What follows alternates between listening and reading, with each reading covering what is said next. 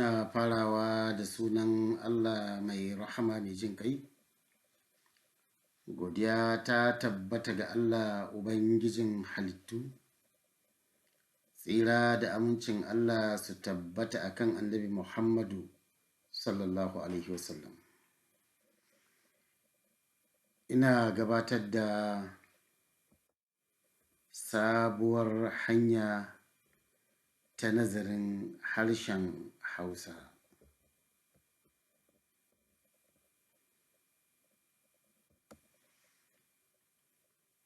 Wato da a nan ƙasar Hausa ana rubuta harshen Hausa ne da baƙaƙen Larabci na ajami kafin Turawan mulkin mallaka su zo. Da Turawan suka zo sai suka canja rubutun daga baƙaƙen ajamin zuwa baƙaƙen boko saboda buƙatarsu.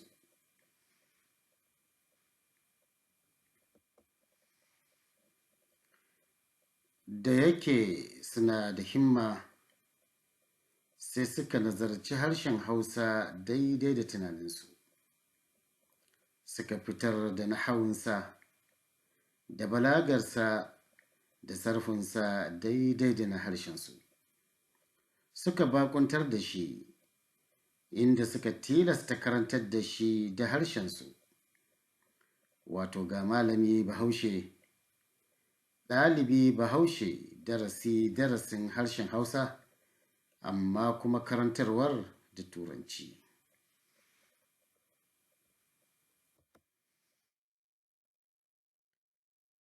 Haka aka yi ta yi kusan tsawon ƙarni guda, har sai da waɗansu manya manazarta harshen Hausa suka jajirce suka tsaya tsayin daka, sannan karantarwar a waɗansu wurare ta koma da harshen Hausa.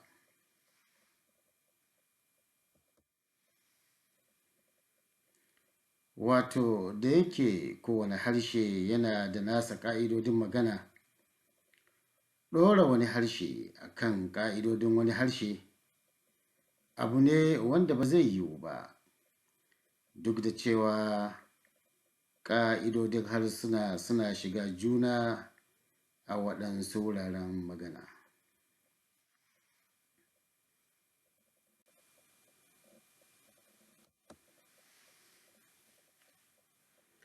Amma abin da ya fi shi ne a bincika ƙa'idodin kowane harshe a ɗora shi a kansu.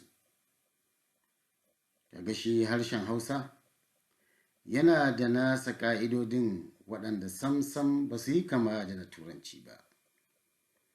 Don haka wajibi ne a binciko su, a fito da su fili, a ɗora shi a kansu, saboda harshen ya tsaya da ƙafofinsa, ya zama harshen ilimi da na mulki da na kasuwanci a Afirka ta Yamma.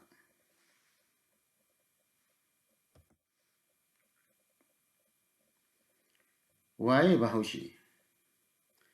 Amsa ingantacciya daga cikin amsoshin wannan tambayar ita ce, Bahaushe shine wanda yake sa sutura irin ta Bahaushe, yake cin abinci irin na Bahaushe, yake kwana a matsuguni irin na Bahaushe, yake magana da harshen Hausa ko daga ina yake, kuma ko da a dagire yake maganar. Don haka ɗaukakar wannan harshen ɗaukakar Bahaushe ne.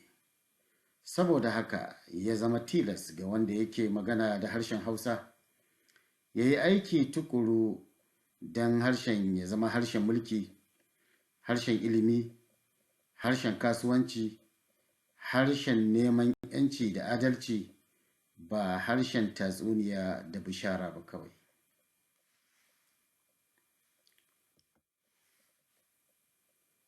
Mu a ganinmu 'yan Arewa ba za ta ƙwaci kanta ba, ba za ta yaƙi talauci ba, ba za ta haɗa kanta ba har sai ta canja. Kuma ba za ta canja ba har sai harshenta, wato harshen Hausa, ya zama harshen mulki, harshen ilimi, harshen kasuwanci, kuma wannan ba zai yiwu ba har sai ta mallaki rubutunta na kanta ba na aro ba. Don mu fara wannan gagarumin aikin, muke gabatar da rubutun Hausar Binsal a matsayin digon ɗan ba. Shi nan za mu fara.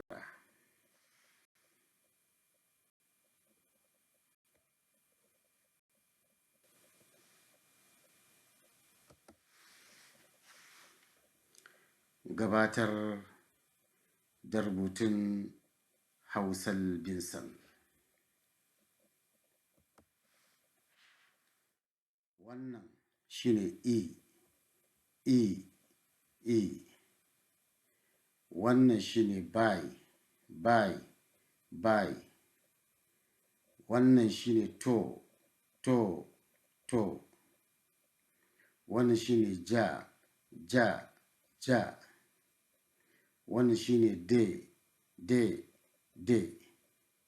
Karanta su E, by, to, ja, de. A sake? E, by, to, ja, de. A sake? E, by, to, ja, de. Sai kuma waɗansu baƙaƙe 5 masu biyo musu. Ga sunan, wannan shine rip. Wannan shine zo. Wannan shine sai. Wannan shine shi. Wannan shine ɗai. Karanta su sai zama rif, zo, sai, shi, ɗai. A sake? Rif, zo, sai, shi, ɗai. A sake? Rif, zo, sai, shi, ɗai. Sai kuma baƙaƙe 5 da suke biyo musu. Ga sunan, wannan shine ga. Wannan shine fa. Wannan shine ƙi. Wannan shine ko. Wannan shine le. Karanta su gaba ɗaya sai zama ga, fa, ƙi, ko, le. A sake? Ga, fa, ƙi, ko, le. A sake? Ga, fa, ƙi, ko, le. Sai kuma baƙaƙe 5 masu biyo musu. Ga sunan, wannan shine me. Wannan shine nan. Wannan shine ha. Wannan shine wai. Wannan shine yau. Karanta su gaba ɗaya sai zama me, nan, ha, wai, yau. A sake?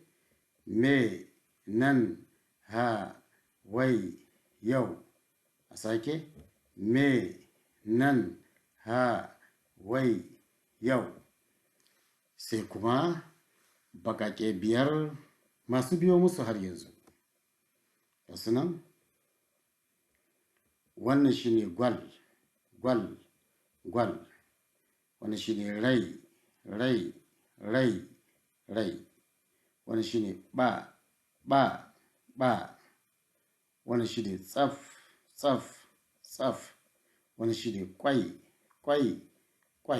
Karanta su sai zama gwal, rai, ba, tsaf, kwai. A sake? Gwal, rai, ba, tsaf, kwai. A sake? Gwal, rai, ba, tsaf, kwai. Sai kuma baƙaƙe 5 masu biyo musu. ga sunan wani shine kwan kwan kwan, wani shine kyam kyam kyam, wani shine ja ja ja, wani shine kyau kyau kyau, wani shine ya ya ya ya. Karanta su sai zama kwan kyam ja kyau ya. A sake kwan kyam ja kyau ya. A sake kwan kyam ja kyau ya. Sai kuma baƙaƙe hudu masu biyo musu. Ga sunan guda hudu. Wannan shi ne ce ce ce, wannan shi ne nyu nyu nyu, wannan shi ne nwa nwa nwa, wannan shi ne fya fya fya. Karantawa sai zama ce nyu nwa fya. A sake ce nyu nwa fya. A sake ce nyu nwa fya. Bari mu karanta su gaba ɗaya mu gani. I bai to ja de rif zo sai shi ɗai ga fa ƙi ko le me nan ha wai yau gwal rai ba tsaf kwai kwan kyam ja kyau ya. Ce nyu wa fya. A sake karantawa i bai to ja de rif zo sai shi ɗai ga fa ƙi ko le me nan ha wai yau gwal rai ba tsaf kwai kwan kyam ja kyau ya. Ce nyu wa fya. Mu sake karantawa da ƙarshe.